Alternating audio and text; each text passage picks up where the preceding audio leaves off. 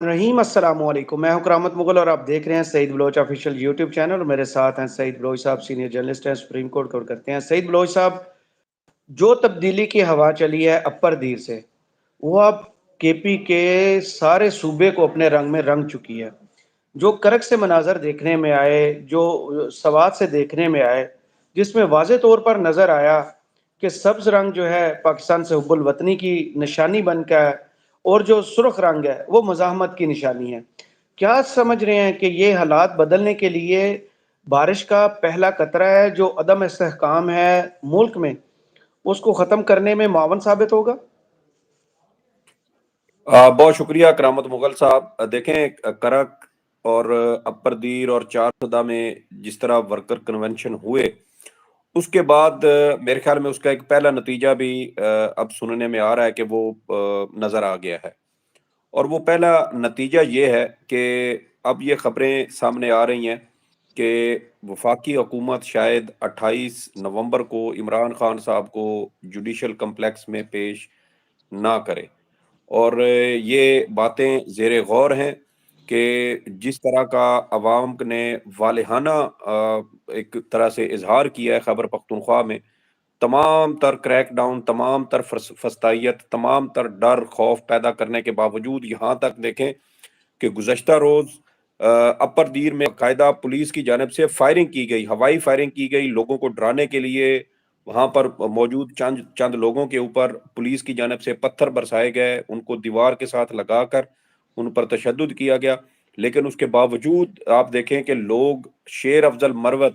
جو عمران خان کی legal team کا شاید ایک چھوٹا سا وکیل آپ اس کو کہہ سکتے ہیں، اور شیر افضل مروت کے ساتھ وہاں کی عوام نے جس طرح والہانہ محبت، احترام، خلوص اور حمایت کا اظہار کیا ہے، اس سے آپ کو ایک پورے ملک کی جو ایک چھوٹی سی تصویر ہے نا، خاکہ، وہ آپ کو اس سے پتہ چل جاتا ہے کہ اس وقت عوام کی نبض کیا ہے، عوام کا مائنڈ سیٹ کیا ہے، اور عوام آئندہ عام انتخابات کے حوالے سے کیا رائے رکھتی ہے۔ میرے خیال میں یہ ایک طرح سے انتخابات سے پہلے ہی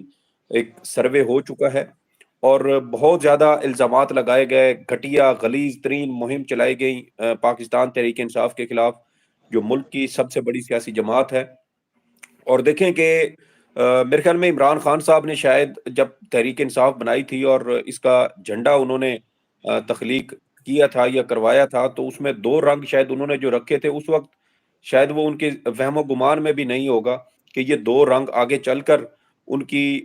سیاسی جماعت کا بیانیہ بن جائیں گے۔ اور وہ بیانیہ یہ ہے کہ پی ٹی آئی کے اوپر ملک دشمن، دہشت گرد جماعت اور پتہ نہیں کون کون سی جماعت کے الزامات لگائے گئے، لیکن پاکستان تحریک انصاف کی جماعت میں سبز رنگ حب الوطنی کا ایک علامت بن چکا ہے، اور سرخ رنگ مزاحمت کی علامت بن چکا ہے۔ آپ دیکھیں کہ چار سدہ میں جب ورکر کنونشن ہوئے تو تمام تر مظالم، فسطائیت، ظلم، جبر کے باوجود، گرفتاریوں کے باوجود، کریک ڈاؤن کے باوجود، چادر اور چار دیواری کے تقدس کی بار بار پامالی کے باوجود، لوگوں نے پاک فوج کے حق میں نعرے لگائے، فوج سے اپنی محبت کا والہانہ اظہار کیا، اور ایک بار اس سازش کو بھی انہوں نے پھر ناکام بنا دیا جس کو بنیاد بنا کر پاکستان تحریک انصاف کے خلاف پروپیگنڈا کیا جاتا تھا۔ عمران خان صاحب اپنے ہر جلسے میں، اپنی ہر پریس کانفرنس میں وہ غالباً یہ کہتے رہے تھے کہ یہ ملک بھی میرا ہے، فوج بھی میری ہے، ہم اپنی فوج کے خلاف کسی صورت نہیں لڑیں گے، اور ایک مضبوط فوج پاکستان کی ضرورت ہے۔ اور یہی چیز آپ دیکھیں کہ پاکستان تحریک انصاف کے ورکرز نے اپنے قائد کے اسی بیانیے کے اوپر، اسی سوچ کے اوپر، اسی سمت میں وہ چل رہے ہیں، اور کسی قسم کی کوئی مزاحمت، کوئی لڑائی جھگڑا نہیں ہے۔ اور دوسری جانب آپ دیکھیں کہ تمام تر کریک ڈاؤن، تمام تر فرسطائیت، تمام تر زور زبردستی جبر کے باوجود پاکستان تحریک انصاف، جس کو برگر بچوں کی جماعت کہا جاتا تھا، ممی ڈیڈی بچوں کی جماعت کہا جاتا تھا، وہ بھرپور طریقے سے مزاحمت کر رہی ہے۔ اگر اس ملک میں اس وقت کوئی سیاسی جماعت آئین اور جمہوریت کی بالادستی کی جنگ لڑ رہی ہے تو وہ واحد سیاسی جماعت پاکستان تحریک انصاف ہے، جس کے کارکنان تمام تر ریاستی جبر، پولیس کے کریک ڈاؤن، جیلی مقدمات کو بھگت رہے ہیں، اور اس کے باوجود وہ ہمت ہارنے کو تیار نہیں ہے۔ ایک جو عام اور شفاف اور منصفانہ انتخابات جو آئین پاکستان میں عوام کا حق ہے، وہ اس عام انتخابات کے انعقاد کے لیے بھرپور جدوجہد کر رہے ہیں، بھرپور کوشش کر رہے ہیں، اور اس کے لیے ان کا یہ جو ان کا ایک پرامن احتجاج ہے وہ ہمیں ورکر کنونشن کی صورت میں اپر دیر میں اور چار سدہ سمیت جو کرک ہے وہاں پر ہمیں وہ نظر آیا۔ اور آپ یہ دیکھیں کہ اس تمام تر جد و جہد میں پاکستان تحریک انصاف کی خواتین سیاسی ورکرز بھی ظلم اور جبر برداشت کر رہی ہیں۔ گزشتہ 6 ماہ سے وہ جیلوں میں قید ہیں، نہ ان کے مقدمات سنے جاتے ہیں، نہ ان کی ضمانتیں ہو رہی ہیں، نہ ہی ان کو رہا کیا جاتا ہے۔ ایک مقدمے میں ان کو رہائی ہو یا ان کی ضمانت ہو تو کسی اور مقدمے میں ان کو گرفتار کر لیا جاتا ہے۔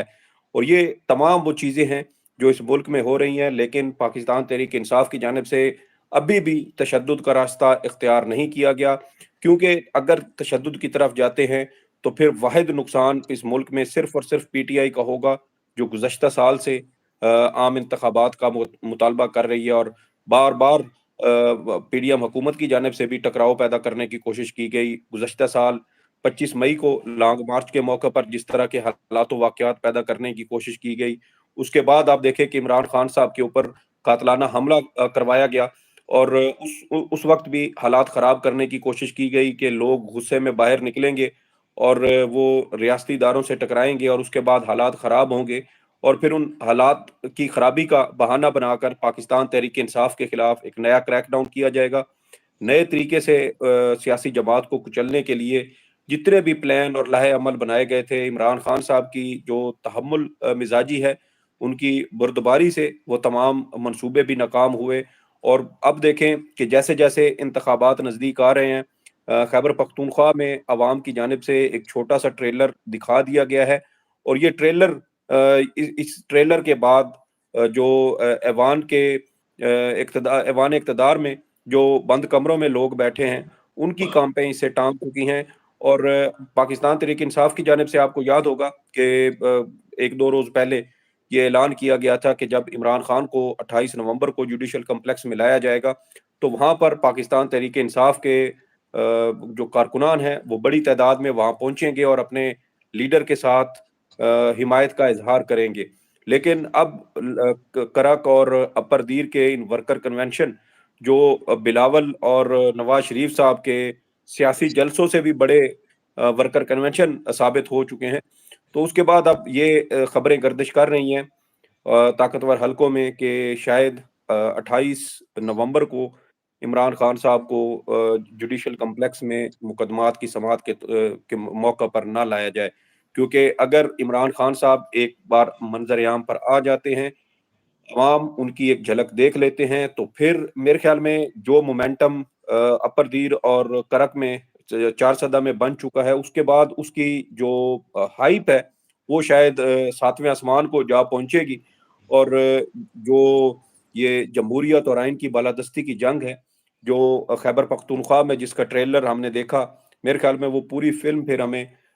پاکستان کے سب سے بڑے صوبے پنجاب میں دیکھنے کو ملے گی، کیونکہ سب سے بڑی انگڑائی پنجاب نے لینی ہے۔ ماضی میں ہم یہ دیکھتے آئے ہیں کہ جب بھی جمہوریت پر آئین کے اوپر شب خون مارا گیا تو عامر حضرات، عامر جو فوجی عامر ہوتے تھے وہ پنجاب کے پیچھے ہی چھپ جاتے تھے، کیونکہ پنجاب سے ان کو بھرپور حمایت ملا کرتی تھی۔ لیکن اب جو حالات واقعات بن رہے ہیں اس وقت، جو ایک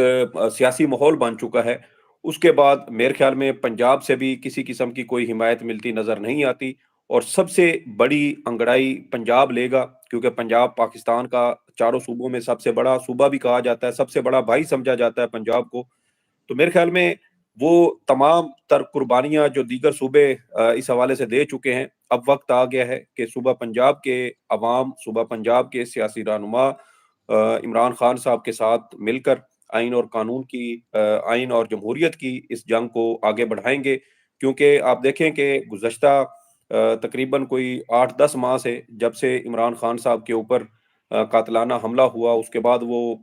زمان پارک میں منتقل ہوئے، اور پھر زمان پارک میں جس طریقے سے چاروں صوبوں سے لوگ آئے، عمران خان صاحب کے سیاسی کارکنان وہاں پر جمع ہوئے، ایک پورے ایک سمجھے کہ ایک میلے کا سماں ہو جاتا تھا۔ ماہ رمضان میں لوگوں کو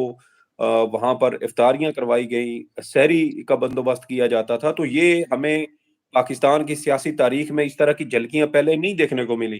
تو یہ for the very first time ہم نے پاکستان کی سیاسی تاریخ میں یہ دیکھا، یہ تبدیلیاں، یہ سارے حالات و واقعات ہمیں نظر آئے. اور انشاءاللہ پھر یہ اسی طرح کی یکجہتی، ملی یکجہتی ہمیں دوبارہ دیکھنے کو ملے گی. اور وہ بلوچستان کے دور دراز کے علاقے جہاں سے بلوچ نوجوان، کاکڑ نوجوان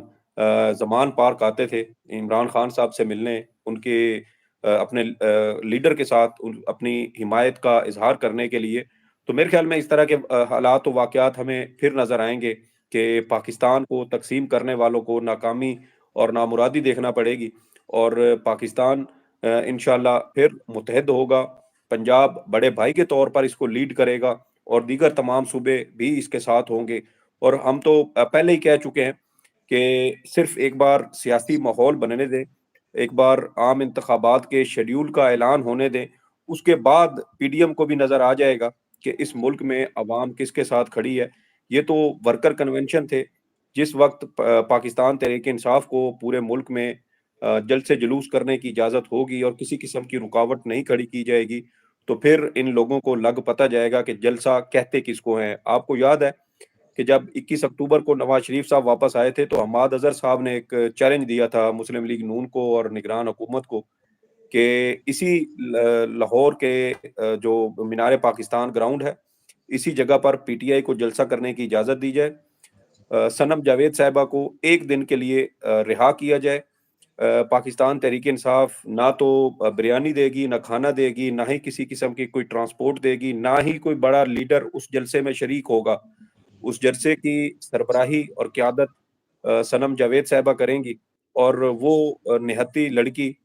نواز شریف صاحب سے بھی بڑا جلسہ کر کے دکھائے گی. لیکن اس بالکل چیلنج کو سر. قبول نہیں کیا گیا، اور میرے خیال میں وقت آ گیا ہے کہ اب ہمیں اسی طرح کے جلسے پورے پنجاب میں بھی ہوتے ہوئے نظر آئیں گے، کیونکہ خیبر پختونخوا کے جو لوگ ہیں انہوں نے پورے ملک کی نبض بتا دی ہے، ان کی پوری قوم کی رائے کا انہوں نے اظہار کر دیا ہے کہ کس طرح کی حکومت اور کس طرح کا جوش ہمیں پنجاب میں دیکھنے کو ملے. بہت شکریہ سعید بلوچ صاحب آپ کے تجزیے کا. کمنٹس باکس میں ضرور بتائیے گا یہ ویڈیو آپ کو کیسی لگی. اجازت دیجیے، اللہ حافظ.